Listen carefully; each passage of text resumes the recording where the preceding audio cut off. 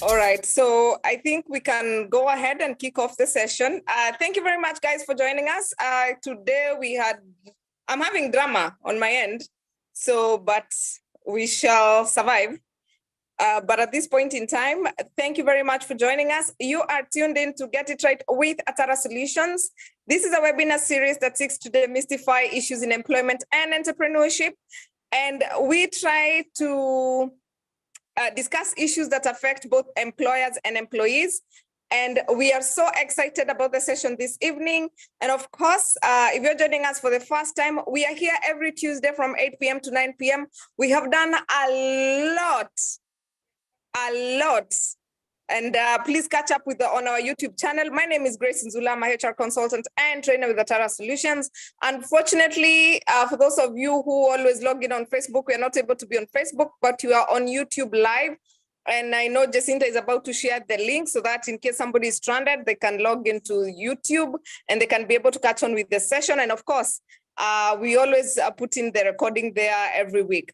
So, and of course, I have my team, Kevin Adipo and Catherine Sidandi, who helps us be inclusive. I will allow Kevin to introduce himself and also give a shout out to our partners. Thank you very much, Grace, for that amazing startup for this session. My name is Kevin Adipo, and I am a HR associate with Atara Solutions. Just before we start, allow me to give a shout out to the people who make sure, the organization who make sure that we are and we bring to you this session every Tuesday. Allow me to start by introducing Stallion Company. Stallion Company, construction company, is a company that if you so wish to subdivide your office, building, or house, you can always reach out to them because they do the renovation from scratch. That is, they do your floors, they make sure that the office is in order. We have Pathway Solution. Pathway is a HR consultant and a training firm. They always make sure that in our webinars they give free. They give out free trainings to our viewers. We thank Sir Frank for making sure that we always have trainings and make sure that our viewers also, besides just getting to learn from us, they also get to learn from other consultants. We have HRMPEB. HRMPEB is a Human Resource Management Professional Examination Board. And if you're a HR and you've not done your CHRP, please get in touch with us, or you can directly get in touch with them. They'll always make sure that as a HR, you are certified and you are able to do your practice when you are certified. We also have Panessa Training Institute. Panessa Training Institute, for those of us who love working with their hands, it's a woodwork. And if you are or you wish to be a carpenter, like on the side, make sure that you always reach out to us. We'll always try to make sure that on your free time you have something to do, because we always say after 5, if you're an 8 to 5 person, that is what makes you achieve your goals. We have Profiles International. Profiles International, they do psychometric test, and they're the only company that does GENOS, that is Emotional Intelligence Certification. They also have an offer for us on DISC personal test. So if you are HR or in a managerial role and you wish to do this test, please get in touch with us and we'll be able to link you up. We have Suluhu Mediation Center. Suluhu they are certified mediators. They have and they offer flexible classes, both virtual, physical on Saturdays, and they also have an LMS So if you also wish to do this on the side that is being a mediator, we thank Suluhu because Grace is also one of the mediators, and she managed to get his certification from the Suluhu Mediation Center. We have Elsa Mea located in Naivasha. They have an amazing ambience. I've managed and I'm planning again to visit Elsa Mea for a vacation. Come on, this is something that you cannot miss. We have, last but not least, we have Steadfast. Steadfast is a HR and PR consultancy in Uganda. And we thank our brother Harvard Zake for making sure that we are always, we always reach out to our friends in Uganda through through his assistance. And this last but not least, we have Institute of Pension Management. Institute of Pension Management, as the name suggests, is a pension scheme. So if you are working, or if you have an organization, or even an individual, and you wish to make sure that your pension is sorted out, please make sure that Institute of Pension Management is your go-to. Having mentioned that, I'll allow Grace to introduce our speaker of the day. Back to you, Grace. Thank you very much, Kevin. I'm very excited about today. And of course, you forgot about our Sagana trip. How can you forget? And, and I've seen somebody on the comments who is saying, Kevin is doing practice for Sagana. Yes. On the 8th of July, we are going to be at Norcross Riverine in Sagana. And this is the first Get It Right with Atara Solutions road trip edition. We have had meet and greet before in Nairobi. And now we are trying to spread our wings, and we are coming to Sagana this July on the 8th. Please make sure that you register for this trip. Please do not be left behind. Dress code is jeans and boots, and you can choose to spend the night, or you can choose to come to Sagana. It's starting at 2:30 p.m. We should be done by 9 o'clock. If you wish to come back to Nairobi, you can. But of course, most of us are going to be spending the night. Arakani anini, my friends. Just come. And our friends from Tanzania, our friends from Kampala, if you are in Nairobi, please make sure that you're joining us. Or you can just pop us to attend. Ikonini. Make sure that you join us in Sagana on the 8th of July. And Jacinta has already shared the registration link. The event itself is only 4,000, and it includes dinner. And also, so if you wish to spend the night, bed and breakfast for a single person is 4,500, double is 7,500. If you wish to get transport, for those who are going to Sagana and coming back on the same day, it's 1,000 shillings. And for those who wish to spend the night, it's 1,500. Of course, check out our social media pages. The flyer is shared. We have awesome lineup of speakers. We have County Secretary from Migori, our ED in IHRM is coming, Simon Mbebe will be there, we have Roy Sasaka, who is the CEO of GAF, we have Dorothy, who is the risk management expert, we have CLA, who is also an expert, and of course, Catherine, myself, and Kevin will be in the house, so make sure you do not miss out on the Sagana trip, the road trip edition. So thank you, Kevin, I had to say that. Right, allow us to jump onto the business of the day. Now, it is very interesting. You know, part of why we started Get It Right. Where is our speaker today? We need to highlight, Kevin, if you can spotlight Benjamin. Yes, there we go. Let me put you on the spotlight. Excellent. Right, so, you know, part of why we started these sessions is because during COVID, everyone was like, I want to quit and do my own thing. And this had started around 2016. You're doing interviews, you have employed somebody, and then they're like, oh my God, I can't do this. I am quitting to go and start a business. And I kept thinking, I had the privilege of working around CEOs, and I kept thinking, do you know what it takes to actually run a business? So in this conversation, we want to start from the beginning.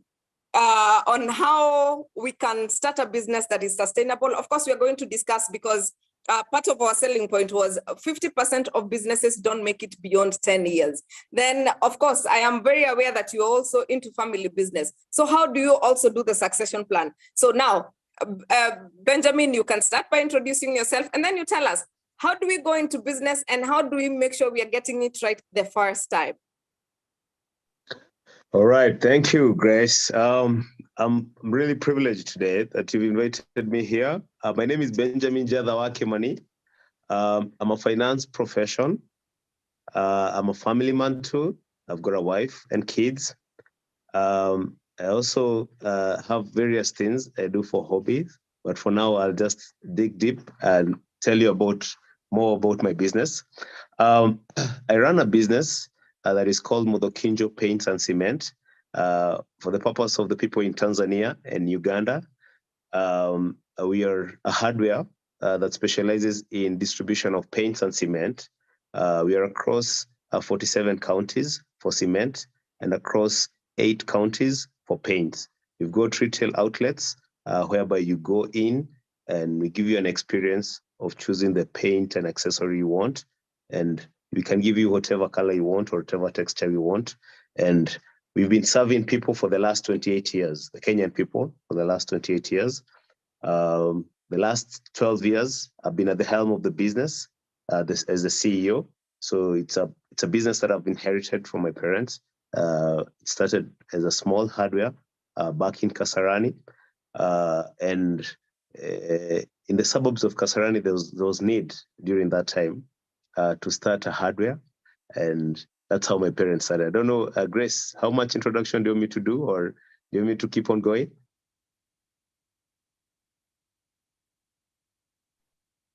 Nzula? Yes.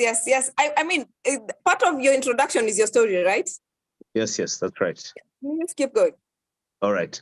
So I joined the business 2011, and how I joined the business was in very special circumstances, because I just finished my studies, and as I was just walking out of the graduation dorm, we spoke with my dad, and he requested me. He thought it was the right time I should join him, but what he didn't tell me is that he was not well. And as soon as I came back, that time I was studying in Australia. As soon as I came back, I realized that it was not only a sickness, but it was a terminal sickness. It was a cancer. So actually, how I got into business was just by being thrown into the deep end. So from that time, I just decided the good thing is that as I was growing up, I spent my holidays at the shop.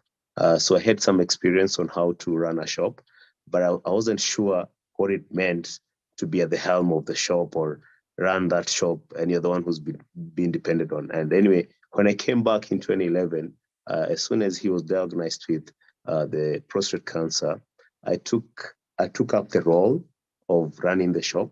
It was very difficult because at that time, the business was in loans and there was very little cash flow. But the good news was that there was enough or there was adequate stock that I could be able to liquidate and at least get some cash flow. But it was a trying time because I'm coming into a business that is very competitive. Actually, I remember at that time in one street, we had I think 22 hardwares, and ours was not even the first one. It was in the middle amongst others. So what I did first was to survey my surroundings. I just understand who are our competitors, what they do best. I just did a SWOT analysis, and I realized that we were very strong in terms of offering very good service, offering variety. At that time, we used to sell everything hardware. So when I came in, I was like, I can no longer sell everything. Like everyone is selling everything and we're getting all the things from the same suppliers. So I needed to set myself apart. And that's when I started the paint journey. The paint journey started in a very funny way. I went to visit one customer in Roy, and I was the one who was supposed to sell that particular paint at that time. And the customer was so interested, and he was like, "Can you give me some advice on this paint?" I want to paint my whole flat, and I want it to stand out in Roy.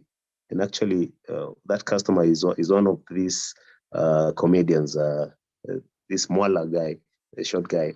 And I said, why not?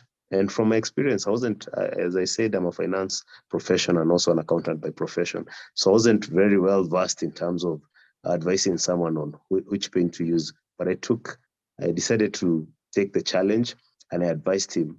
And that man is the one who challenged me by that interaction to specialize in paints. So when I went back to the shop, I told my dad, you know what? I think we are going to sell paints. And I think we are going to get rid of everything else, and we're going to concentrate in that. And he was a bit hesitant. He was like, "Are we going to feed from this? I mean, like paints only cannot feed us." But after convincing him, I told him we could start. If it doesn't work, we'll go back to what we do. And the journey of the paint started there. And what I asked myself when I was in that site was like, if I'm able to serve one customer at this particular time, what can I do if I had several people serving so many customers? And how can I multiply that? And how can I make it to be everywhere in Kenya? So that's where the journey of doing the paints and getting people at that time used to just be 3 employees, actually, including myself. So I went back, I just told them, I started teaching them and telling them what I think we should do. Of course, researching and going to industry area, interacting with a few people here and there. From that, I would come back and teach the few employees, this is what you're going to do. And before I knew it, people accepted the concept, and they were so eager to get the service next to them. So actually, all our branches that we've opened today we've got a branch network of 21 branches. And actually, it's a total of 23. 2 are franchised and 21 are our own.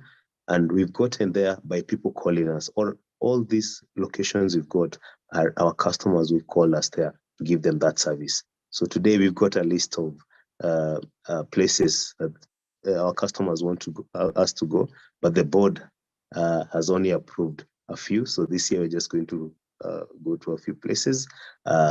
Then as time goes by and as these years goes by, we'll keep on going across Kenya, hopefully Tanzania and Uganda in the future. Yeah, so it's an exciting journey. So anyway, so that's my story up to now. We also do cement. Cement, how we started cement is that we've always sold cement for the last 28 years, but what I did, I just came and sold it in a different way and in a more efficient and professional way. And how I did it is I decided I won't retail, because retail was bringing issues with my competitors in Kasarani, because I used to be a super distributor to them, and they'd be like, "How can you retail and at the same time you are distributing to us?" So at that time, I decided to go factory to the hardware, and that's how I've done it today. So today we've got a fleet of trucks that we carry or fetch cement from the factory, mostly in the river, and also Nakuru, and we take the cement across the country. So we are very well known in terms of efficient delivery and very quick delivery and affordable pricing. And also for the paints also, I didn't mention. Another thing is that I really wanted, one of our focus is to ensure that people are able to afford when they're building. So have affordable housing. So whenever you interact with us, you find out that our prices are very pocket friendly. So we are aiming to give you a very quality product, super service, but at a very pocket friendly price, so that you can be able to make Kenyans and maybe East Africans in the future own a house or build an affordable house. So Grace, how about you? Maybe you can you can guide me. What else you want me to say? Yeah, that's pretty interesting, right? And you said something important. You said you decided you discovered that you cannot do it alone. So how do you make sure that you get the right employees? Well, that's a very good question. First of all, one of the things I've always focused on is energy. If when I'm in an interview room, if I realize you've got energy, that's a tick for me. The next one is we do very thorough background searches on employees so that we ensure we get honest employees.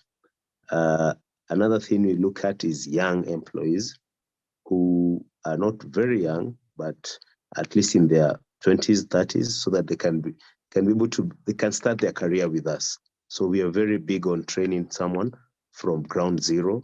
And that has really worked for us, because we give the youth a future. All right. That's pretty interesting. So you look out for energy. The HR professionals in here, you hear that? There's the lookout for energy. Benji, I forgot to tell you that 50% of the people logged into this call are HR professionals. And then we have 30% business people. And then we have 20% all the other professionals. But right. Yes. So you also talked about a board. At what point did you decide to have a board, and what is the essence? Because I know the business owners on this call do not necessarily have an active board. So how did you decide to get a board, and how did you go about it, and are they meaningful, and what is your advice to people who are running business now? So we got a board last year, so it's not very long. So it's something we are still learning, and it's an advisory board. And how I came about to do a board, I was interested in getting a board like 3 or 4 years ago, but I didn't know how to go about it. So I just had the urge, and I felt it was the right thing to do, because all African or all big African businesses, they seem not to be seen tomorrow after they get to a certain size. So I really admire the businesses, especially the banks and the manufacturers, the Indian community. They're very good at setting systems, and their businesses are lasting longer than ours. So I thought that is something I was very passionate about in setting up a board. And I was doing a course in Strathmore. It's called Owner Manager Program. That's when I did a course on forming a board, and it was very detailed. And with what I learned, actually, I took the liberty of taking the same consultant who taught us to help me set up a board. And from that, I went to be trained on how to handle a board. And the journey has been great, because what they do, they make you, as much as you're the shareholder, they make you work professionally. Like one of the things we've been doing this year is that you can see me in a tie. We never used to wear ties in the office. So this tie, I've not worn it because of this webinar. It's because that's one of the things that they say that they're going to transform us from a shop to a professional outfit, corporate. And there's so much they bring on board. Oh my goodness, that's a whole list I'll discuss. But one thing I can tell my fellow entrepreneurs, or anyone who's in HR, or like you've told me, everyone who's in this webinar, is that we need to be accountable. And what the board does to you as an entrepreneur is it makes you accountable. When I get into those board meetings, we've had several right now, I feel like I'm not in my organization. I have to report to someone, and it's such a good feeling. I feel at least there's a big brother I'm reporting to, and someone is holding me to account. And it's an exciting journey that I believe that by being accountable, it means I want to form a sustainable business. And that should be the purpose for all of us, to set businesses that are going to outlive us, and businesses that are going to pull capital and make Africa the next frontier, like it's been said to be the next frontier. Interesting. It's amazing, because a lot of people don't actually believe in setting governance systems in most organizations, and especially owner-managed businesses. They rarely go into governance. So congratulations on having a governance system in your organization. And I'm sure definitely that is guaranteed growth as well. Now, a thought came to me. Okay, so first of all, you, the audience, you're welcome to ask any question that you wish to ask Mr. Benjamin as we continue with this conversation. And I'm seeing quite a number of interesting comments, Mr. Benjamin. The people who love Mudokinjo by where. I'm wondering whether this is Atara Solutions or Mudokinjo webinar. But you have some interesting comments. People are saying that you have interior designers who go and support them. There's a lady who is named Estaris here.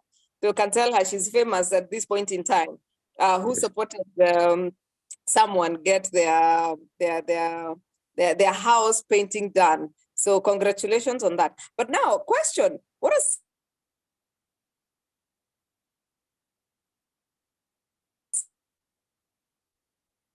some of the lessons? I'm sure you've had to believe in it, and it has just been smooth. What are some of the lessons you may have picked? Grace, I lost you a bit. Just repeat the question, please. I'm asking about the lessons you may have. Yeah, sorry about that. The lessons you may have picked. Yes. Okay, yeah, I'm okay. sure it has not all. So what are some of the lessons? What are some of the issues and lessons you've learned? I think one of my biggest lessons is that I wish I started with the board at the beginning. So when I look back, if I had some professional guidance, I think I'd have grown even further. But I don't regret we are here today. The other lesson I've learned is that in business, cash is king. And you cannot afford to divert your cash to do other things before your business is mature enough for you to divert the profits only. So I think that's one thing I learned when I was young in business, or a bit younger. That's a few years ago, whereby I had not even diverted the cash, but I had expanded at a higher rate than the capital could accommodate. And I realized I was getting cash crunched. And like cash is oxygen to business. When you don't have it, you feel like you're dying. So that's one of the lessons that I've learned, to respect cash and always be very careful when I'm doing diversification. So at the moment as it is, as a business or as a family, we've not diversified into anything else. We've been very razor focused in doing what we do, which is paints and cement distribution.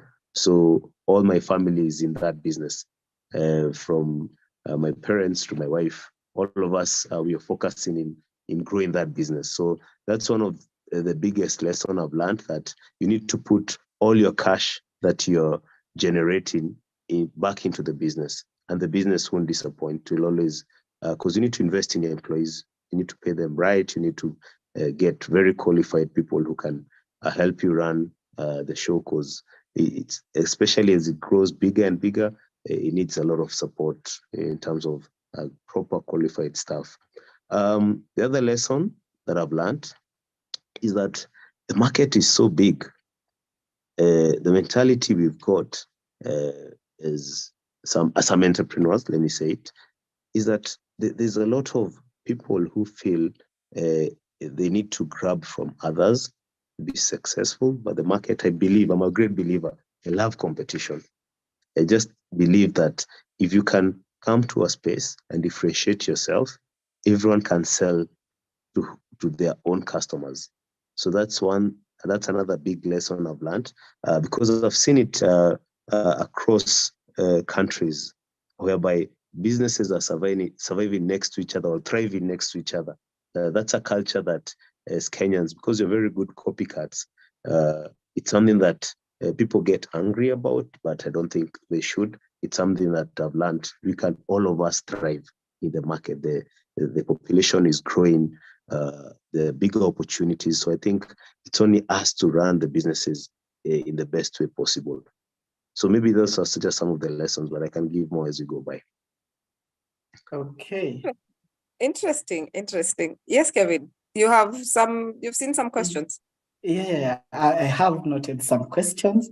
Benjamin, having just mentioned about family and putting all of your money into the business, how have you been able to deal with family issues. And just taking you back a little bit, how did you manage to make sure that this growing business is fully certified? Because those are some of the challenges that as young entrepreneurs we face. We want to make sure that our businesses are certified and they go hand in hand with what the government wants. And because again, these are some of the issues that once your business starts to grow, they hinder or put a stagnating step to your business. Thank you, Kevin. I think another thing that I'd like to mention to just support that question of yours is that one of the things that I wish I'd started doing, as I've said, I'm an accountant and a finance person by profession, but I wish I started doing my profit and loss from the beginning. And when I mean that, I mean you can do it daily or even monthly, the better, because that in itself is able to guide you. If you can be able to do the profit and loss, you do a cash flow statement, and you're able to do your balance sheet every month, it's able to guide you on where you need to put your cash or where you've got cash deficit. So those three documents or three statements, they sound like they're for big companies that are listed, but these are for even a startup. As in, even if you're running from one shop or a kiosk or the smallest business you can imagine, may it be a consultancy, may it be whatever it is, these three documents are able to tell you, first of all, the profit and loss is able to tell you at the beginning, you're not likely to make a lot of profit because you don't, you actually, as a business, we made loss for almost 10 years because you keep on investing. So, but it's good, that you're making losses so that you also minimize your costs. And when you do that, you're able to also figure out your cash. When you do your cash flow, you're able to realize what extra cash is being left. And you can be able to reinvest it back and back. I don't know, Kevin, whether you have answered that. You'd like to clarify more? I have a follow-up question on the same. Yes. Like, Yes. so what happens to those who are not finance professionals? What would be your advice? What are the simple things they can do? My advice to anyone who is not a finance profession is to, at least from day one, get an accountant or an auditor who can even be your friend, who doesn't have to charge you in the beginning, and always seek advice. Don't do things blindly. If it gets to even you need to pay something little, research. The internet today has got a lot of information. Research about those things. There's a lot of information about that. Another place you get a lot of good information.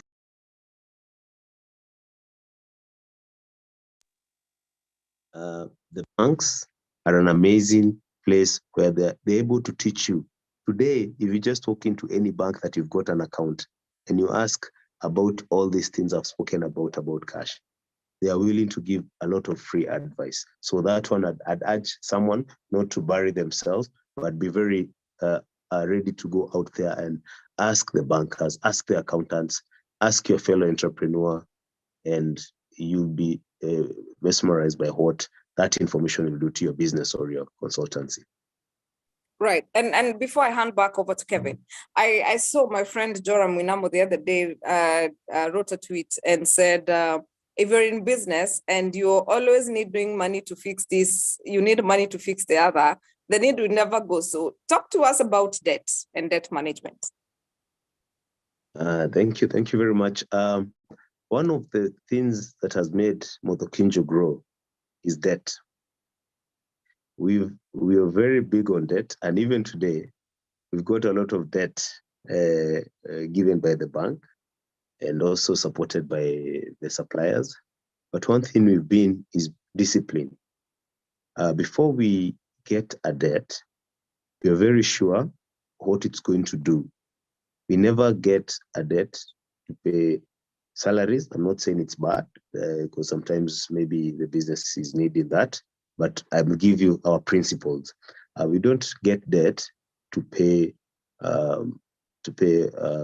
what do you call it, salaries, to do expansion, especially if it's not asset based. When you do borrowing, we do borrowing for an asset that is going to generate income.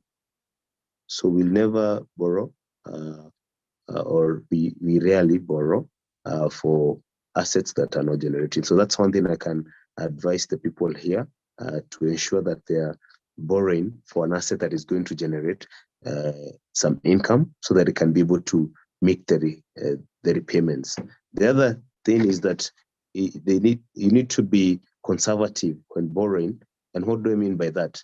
If your asset is generating, for argument's sake, 50,000, it's not advisable you borrow the maximum income that you're gaining. If you can be able to do at least 50% of your income to be the repayment, that would be a very good mix that will ensure that you don't fight with your bank, or if at all your business goes down or that asset faces a challenge, at least you have some breathing space or room to maneuver. So that's one thing I'd also urge anyone who is borrowing. The other thing is that banks, or even this, something else I'll advise business people to avoid is high interest loans. The Fulizas and what have you, those ones will drain your cash, because the interest is so high. So if you can be able to try and borrow cheaply from the banks or any other cheaper place, even if it's family or friends, it will go a long way to building your cash reserves. Wow, great. We seem to be having a lot of questions around family, because, as you mentioned, there's a family business. In Kenya, for example, there's a question from Penina Kungu. Most family businesses have a major challenge, that is, family members usually eat, for lack of a better word, into the stock. How are you able to balance family and running the business, and then just to make sure that the sustainability of the business is at the core of everyone? Thank you, Kevin. Actually, Benji, before you answer, I'm laughing because somebody has said family members eat stock.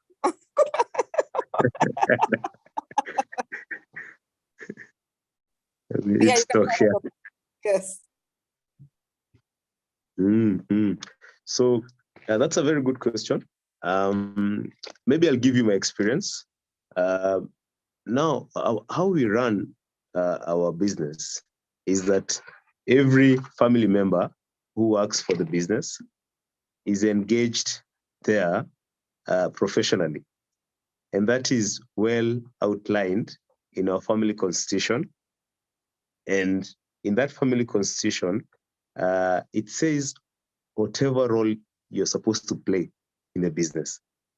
And the role you play, according to the role you play, you're given a salary.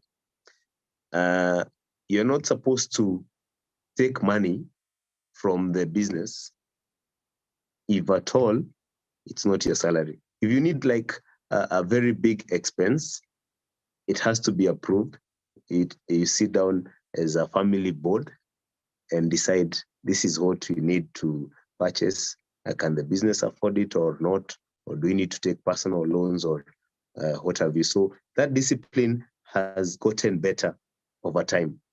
In the beginning, of course, when the shop was small, it was a challenge. Like I met my parents, of course, paying themselves from the till, which is a very common practice in Kenya. But with time, you realize that is not sustainable because you're not able to account for your money.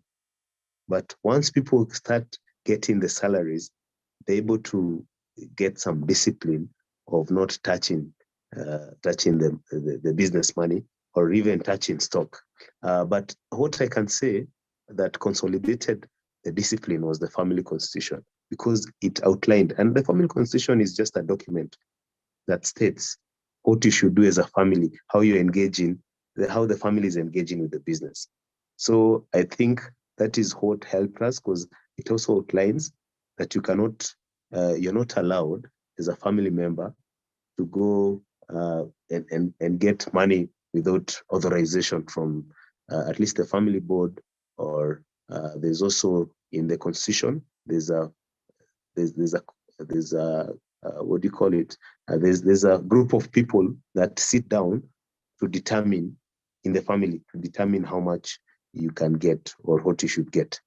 So yeah, so I can say maybe because it seems to be a big question, I can advise people, it's a journey, but it's a journey that needs a lot of discipline, and you need to be focused on what you want to achieve as a family. But having said that, again, business is supposed to help you live a quality life. So again, that does not mean once you've started your business and you feel it's in a good position, at least keep on conversing and agreeing. And again, we go back to profit and loss. Now, from that is when you realize what is your profit and what is your loss, because there's no way you can be deciding to take money from the business and it's reporting losses. So it goes back to those documents. What are they saying?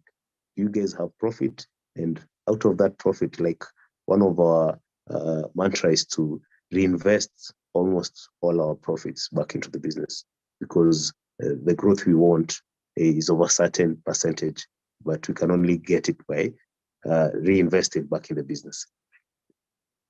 Wow, and quite an amazing story. We have Beatrice Kibet seems to agree with what you're saying. That is, you need to have goals and always follow up that you achieve on your goals. But again, our topic, or rather our discussion today, just seemed to be revolving around integrity and accountability. Having mentioned that, we find that a lot of businesses that are family owned are gained. We have that. How do you manage discipline? Because you find that most family members, as you've mentioned, they have a role to play, and within their roles, they have sort of I don't know how to put it, but they feel entitled. Hence, they sort of or kind of end up not treating other employees well, or even to an extent, give threats to employees who are not performing, or even who they feel are a threat to them and the roles they are playing. Benjamin. Thank you, Kevin. I think that there comes leadership now. I think in every family business, it's good to establish who is going to be your leader, and you respect that leader. And once the leader is in place and is respectable and is aligned on taking the business and the family forward, it means that if there's any family member who is going against the set rules, they can even, and that comes now that goes back to one amazing document called the family constitution. Because once you're setting the family constitutions, all of you sit together, and it's a simple document. It's just a one-page document, and it starts as one page, and in some families it's 300 or 3,000 pages. It's built over time, but that guides what you guys are supposed to do, because it's just the do's and don'ts. So the family constitution doesn't have even to be something big. It's just sitting down as a family and saying, you know what, we want to achieve this. How are we going to engage with the business? The do's are this. You're not supposed to talk to the employees this way. You're supposed to engage them this way. Our mantra is humility. You set even the core values that you're going to live by. You also go ahead and also say, what are the consequences if you're mistreating or not treating the employees right? how do we get you out? Can we even buy you out by giving you a certain amount and you walk away? So I think the question I'd answer it this way, Kevin. Leadership is very important for you to achieve that. The leader, first of all, you have to have one leader, not many leaders, so that there's direction. And from that leader, he needs to also implement the discipline, because there has to be someone who is a custodian of the discipline in the family when engaging in the business. That is, I believe that was a very conclusive feedback. Having mentioned the same, earlier on you had mentioned that during the onset of your business, you found actually the business when it was almost at the closing stage. And most businesses, given your history, have or rather experienced the same. That is to an extent where when someone is coming in or when they are almost reaching that big step, they get into debts and they're almost closing down. So how do you go about addressing these issues to businesses that are or almost are getting to this position where they feel like, no, at this point now we cannot, like, yes, we've expanded, yes, we've done 1, 2, 3, but now we are almost getting to the point where we are closing businesses. What advice do you have on the same, Benjamin? First, I'd like to say it starts with yourself. You have to be an optimist, because especially when your business is going through turmoil like that, or when the business is in such a difficult place, it needs yourself to be in a very clear mind. So first of all, as a person, you need to associate yourself with very positive people, and you need to get and gain mentorship. You need to seek mentorship, first of all. So that's where I'd start. And that's where I started. I started as a person. I sought mentorship, and I still do today, to date.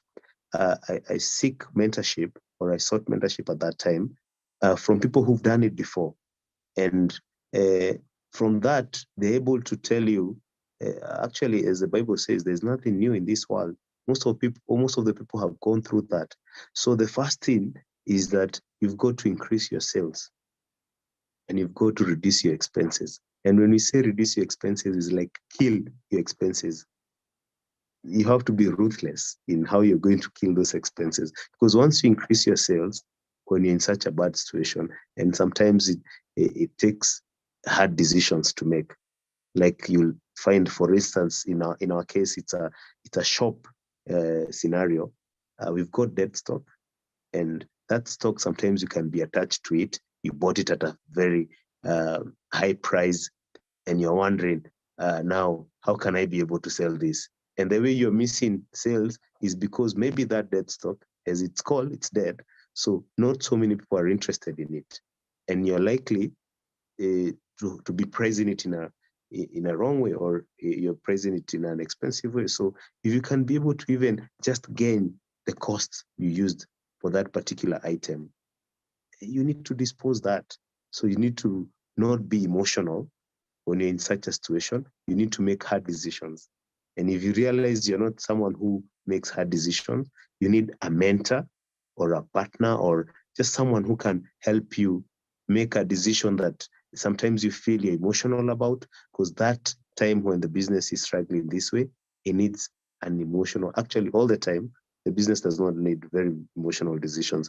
But at this time when the business is struggling, it needs extreme and emotional decisions. So that is one thing I can advise people, is that you need to, first of all, be an optimist, especially at that time when things are not working out. So how do you gain this optimism? Is keeping yourself or sticking around people who are very positive. Secondly, is that you need a mentor. You need someone who's done it before, or who is doing well to guide you, and who is a friend who can give you time. And you need to be vulnerable. You need to open up Because again, when you're going through such things, you find out people don't open up. They feel like it's a weakness. I'm going to look weak. So once you open up to someone who is honest to you, that means you'll be shocked. Actually, when you open up to a mentor, they give you a statement and you wonder, is this statement real? It's such a small statement that changes your life altogether or changes your situation. So that is something I'd always advocate. If in such a situation, be an optimist, seek mentorship, and be vulnerable about the situation. Because if you're vulnerable about the situation, because most of us are not when things are not going very well, of course, you need someone trusted to be vulnerable to. And there are many trusted people, I'm sure. In this Kenya, I'm an irrational optimist. So I say Kenya is a beautiful place, and East Africa, with our Tanzanians and Ugandan friends and brothers, because I've been to those countries too. But I'm saying, like, we are amazing people. Africans are amazing people, and we are a community. So we need to always reach out to communities when we feel we cannot succeed in our individual selves, and we'll always come out victors. Yes, thank you. That's pretty interesting. Kevin, I see you want to do the giveaway from Frank. As you find that out, there are a lot of questions about expansion, Benjamin. A lot of people are asking, how do you manage the 23 branches, and how do you find, or rather, what was that question about? How do you balance investing in other developmental projects without affecting the strength of the business while you're still expanding? So how do you build yourselves as you also build the business while expanding? And how do you manage the 23 branches? Thank you, Grace. I think one of the things that has helped us is that we've been very keen. I've led my team to be keen on setting a system. And in 2021, we got certified by the ISO body.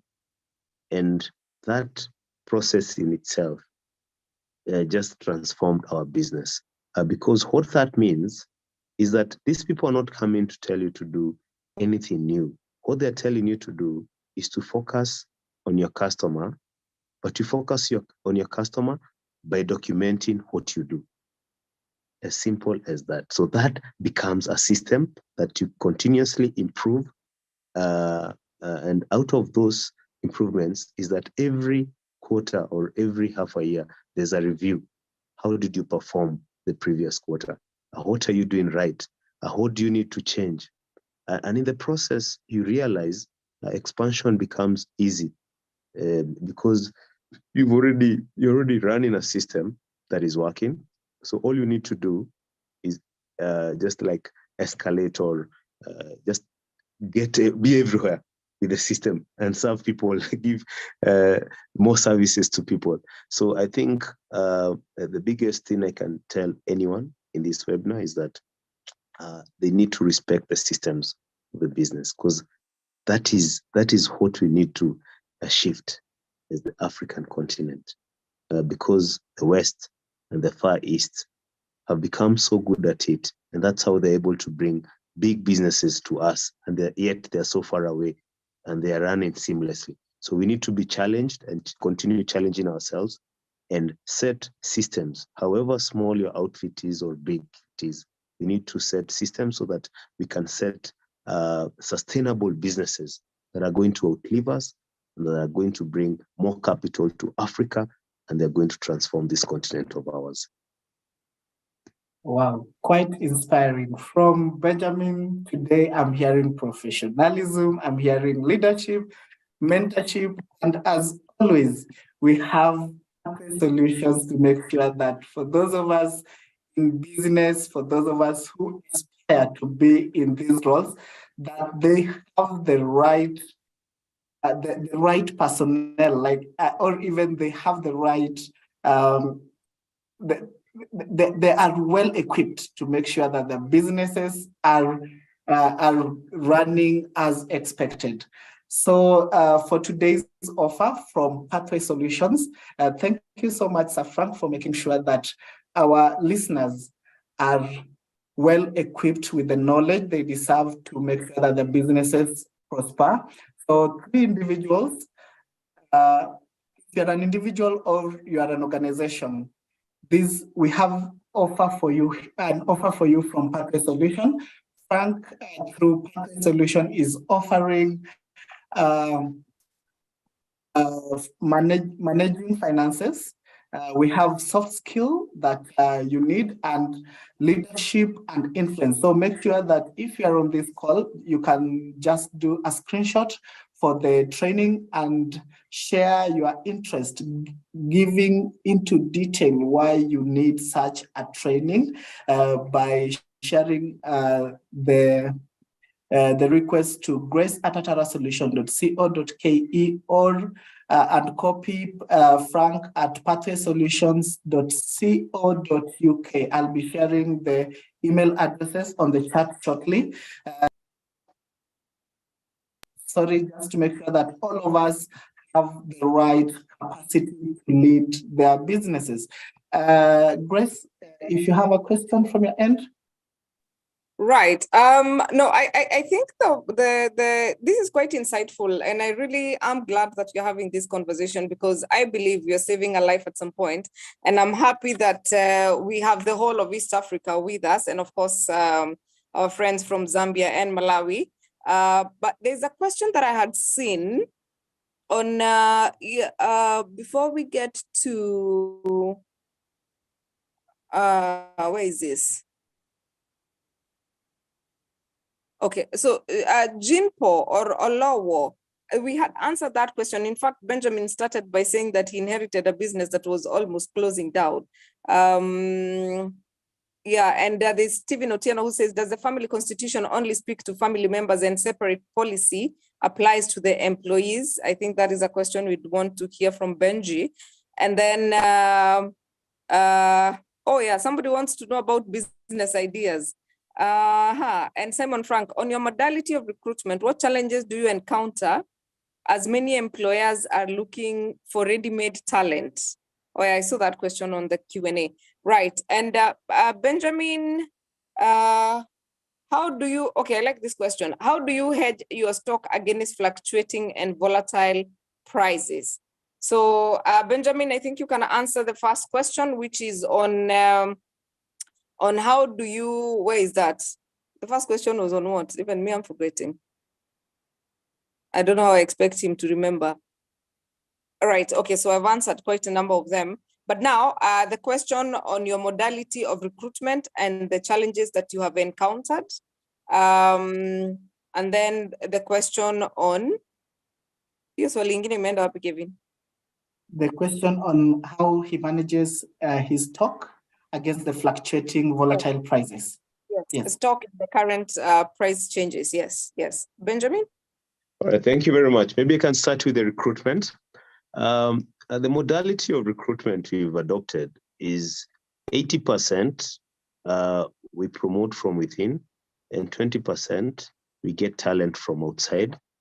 And the reason we do that is that we want new ideas from outside, but again, we want to appreciate our staff who've been with us, and we want to get, at least make them grow and appreciate the organization. In terms of qualification, it's been a journey for us.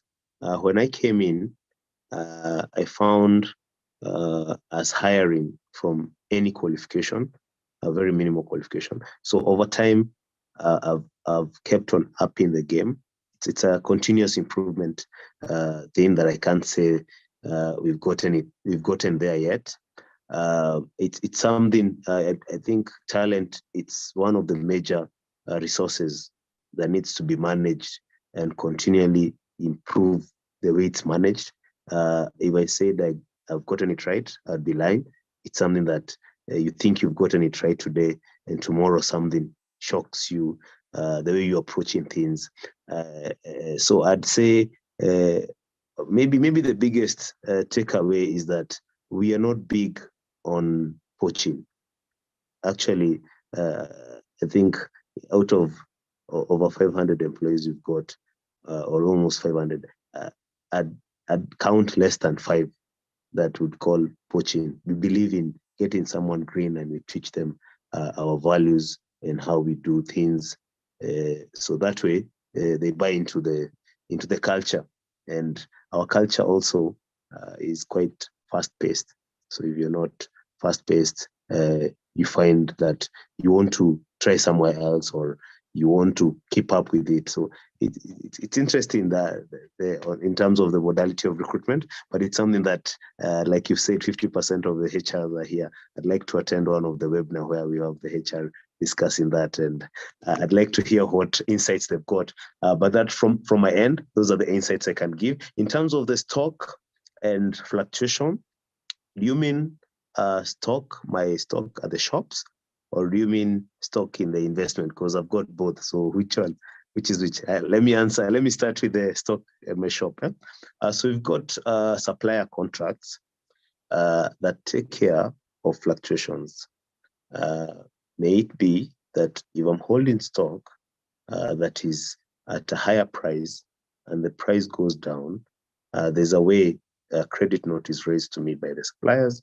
So that's something that you can talk to a lawyer friend, or you just go to, actually AI nowadays is the best. You just ask for a supplier contract, you'll get one for free online, and that will protect you. And also when prices are going up, all those clauses are in that supplier contract. So that's how I've been taking care of my stock fluctuations. But on the other ones, on the stock market, those ones I invest long term, and I invest on people who are going to give good dividends, and I don't exit now and then. I'm a long term investor. Thank you. Interesting. Kevin, I don't know whether you have a question. I have 1% of charge, and I really want to hear Benji's as you continue, because I know my phone will go off, but I'll be listening in on YouTube. But I want to hear your parting shot, because I think I'm excited about this. All right. So I'd like to say I'm so honored to be invited in this webinar, because my passion is to use my whatever I know and impact on others as much as I learn from them. And I'd like to challenge all of us. We are living in a continent that is being spoken of to be great in terms of the future. The growth is going to be great. We've got the youngest, amongst the youngest population in the world. We've got resources. I think I challenge all of us, because we are not politicians and we cannot change the whole of Africa. In whatever role you've been given, may it be a HR, an entrepreneur, whatever role you've got in your country and wherever you are, just take that so seriously and impact this Africa of ours and make it change to another level, that come 2050 or come 20, whatever years after our kids will come to inherit an amazing continent. So today, I challenge all of us to think big, to think in a sustainable way, to think long-term, and not to be selfish. And you're going to be a successful continent. Thank you. I'm laughing at Margaret's question. At the have you seen Margaret's question? I really checked.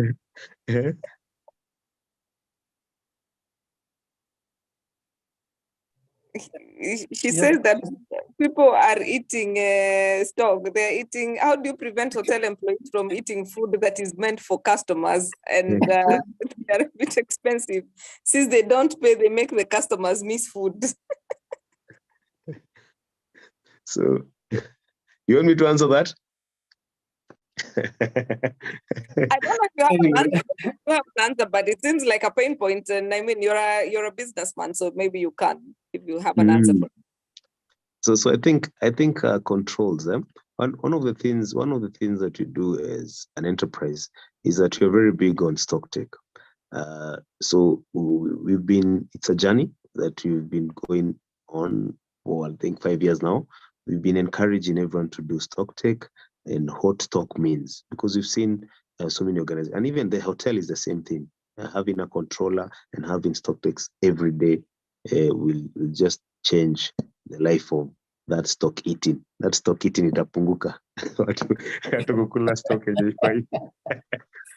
Yes. Wow. Of course, you're tuned in to Get It Right with Atara Solutions, a webinar series that seeks to demystify issues in employment and entrepreneurship. We are here every Tuesday from 8 p.m. to 9 p.m. And we seek to bring speakers who are experiencing. We do not want Google stuff. We want to tell you the how in a practical way, because you might think that Google is lying. So, right. And I know oh God, Kevin, please finalize. I will be on YouTube, but my phone is going off. Apologies, viewers. I am away from home and I had to use my phone because my laptop refused for some reason. So, Kevin, you can continue. I'll be following. Thank you, Benjamin. I'll call you. All right. Thank you so much, Benjamin. Thank you, Grace. As I know we are going to meet with you on YouTube.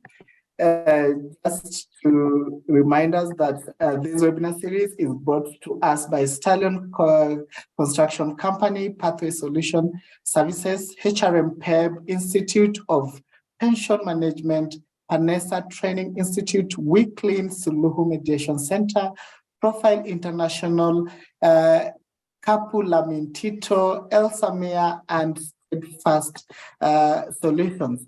So, you, Benjamin, business, as we say, at times, once we are at the top, we want to make that leap of faith and to make sure that we expand. At what point or what decisions do we need to make when we realize that, okay, now it has reached a point that we need to expand our businesses? So, Kevin, I think one of the things we should always check before you expand is that if at all you're borrowing that money to expand, whatever you're going to expand into, is it going to generate that income? And today's economy as it is, I don't know about Zambia and the rest of the African countries, but in Kenya, we can realize that the business environment is not as friendly as we'd like it to be. So when you're doing your risk analysis, it's good you be conservative so that you don't bite more than you can chew or swallow. So that's one thing I'd urge everyone who is expanding to always look at what the asset you are investing in, because you should not borrow for a liability. It should always be an asset that is generating income. How much is it likely to generate? And from there, you can be able to now go see your credit worthiness. And I always advise, if you can do 50% debt and 50% equity, that will sustain you in the long term. In terms of equity, if you have your own equity, I think now that becomes a matter of looking at all the pillars. When you're expanding, you have to look at the people pillar. Do you have adequate people who are going to support that growth? Do you have a good system that is going to support that growth? Do you have enough logistics to ensure that everything is running smoothly? So there are a few pillars you'll always have to check so that you don't concentrate on one pillar, it grows so tall and it leaves these other pillars behind. So you've got to check all the pillars are growing well so that they can be strong enough to hold your growth. And the most important one is do a profit and loss. If you can do it every day, the better. If you can do it monthly, well and good. But when you do it, have a look at it, let it speak to you, and it will tell you whether you're ready to expand or not. Thank you very much. Wow. I cannot almost every viewer is sending in messages of great thanks to us and to you, Benjamin. I think this is going to be our last question from Peter Kitu. I love this question. We've seen most multinational close down businesses in Kenya. And not only in Kenya, I believe also in the rest of Africa. What could they be doing wrong? And what is the secret behind their success in beating the competition and in making sure that the business is sustainable and making sure that the business serves the clientele and you also serve your employees, besides making sure that you as the board and you as the investors are satisfied? Thank you, Kevin. I think the multinationals today are leaving Africa for various reasons. And one of the reasons that has been is because of the new sustainability, the goals on sustainability, the 2030 goals, of whereby the Western world, who are mostly the owners of the multinationals, are very strict on environmental issues, which have not been aligned in Africa. So that is one of the reasons they're leaving. The second reason I think they're leaving, but this is my view, I think they've been earning very big profits in the past. And since business is becoming very competitive, they're not willing, since they're sitting in the Eiffel Towers of various continents, maybe Americans or Europe or Far East, maybe not, but mostly Europe and the US, is that they feel the margins they're making, because they came into Africa when it was more inefficient. Now it's becoming efficient and they can't live with those margins. That's the other thing I think the multinationals are living. But having said that, is that one of the things that you're doing, or I'm doing as an entrepreneur when I'm leading my business, is that I'm benchmarking a lot with the Far East, because the Far East seems to be doing things the right way and they're disrupting the West.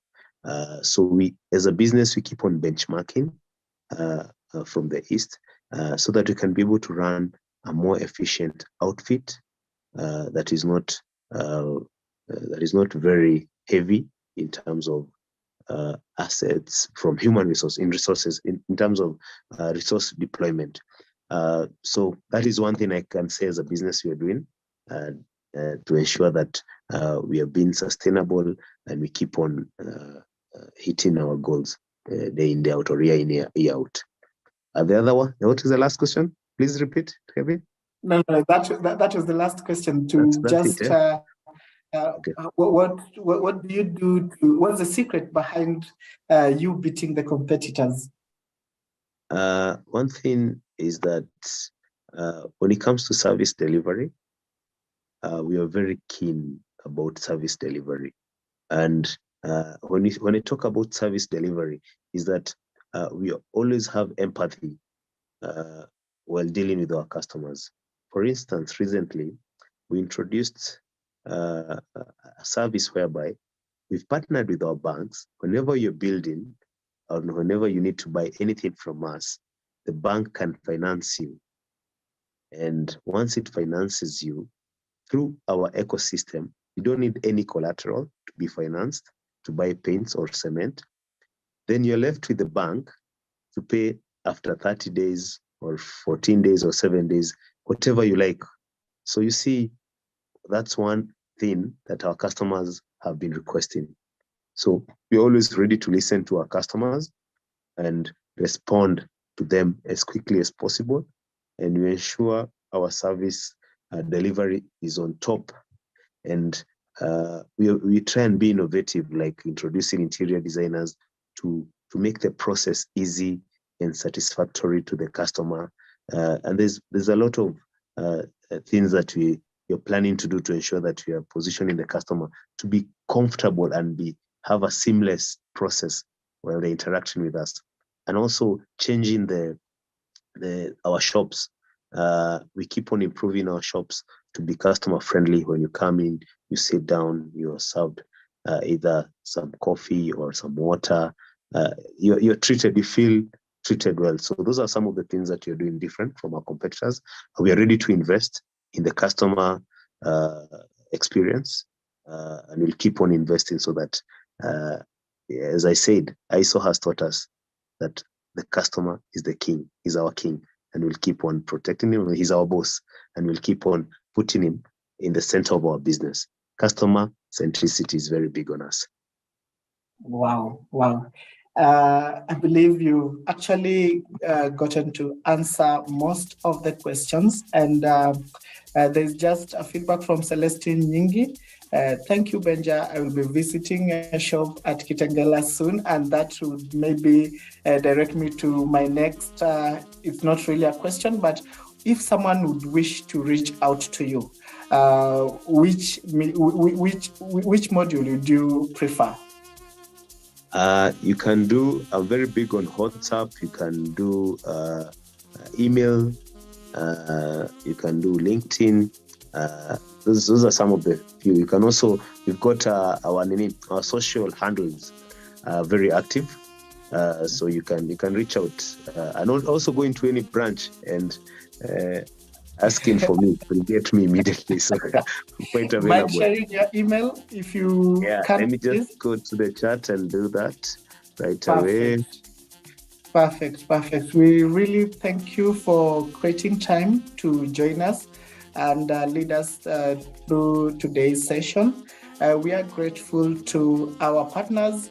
We are grateful to, you shared it to the panelists. Let me just share it to the whole team. Okay. Thank you also, our viewers, our listeners, for tuning in to today's session. Please join our WhatsApp group, Get It Right with Atara Solution. I believe our team members are going to share the group link. Join us on YouTube. That is Get It Right. Join our Facebook page, Get It Right with Atara Solution. Our Instagram and LinkedIn, Get It Right with Atara Solutions, so that again you might not miss out on any future Zoom meeting that we'll be hosting. Tuesday again we'll be able to share our next Zoom meeting plans with the whole team. That is the ones that have logged and registered with our Get It Right group. From my end, I believe we've truly tried to exhaust everything through Benjamin, and we are really, really grateful for your time, for your share, for what you've shared with us, and we wish you the very best. Unless you have something for us, your very last remarks. Just to say thank you, Asante, and have a good night. All right.